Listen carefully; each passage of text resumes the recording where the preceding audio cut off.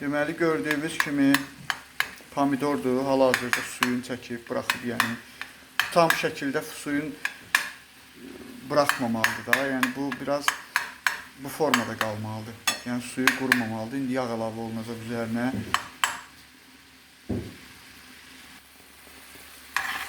Duru yağ əlavə olundu üzərinə. Biraz da kərə yağı.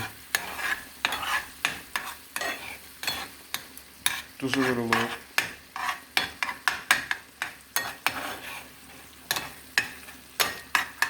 Yumurtanı əlavə edirik üzərinə.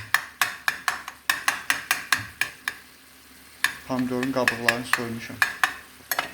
Soyulmuş formadadır yəni. Yumurta əlavə olundu üzərinə. Bu qaydada gördüyünüz kimi. Bir də göyərtidir. Keşniş, cəfəri, reyhan.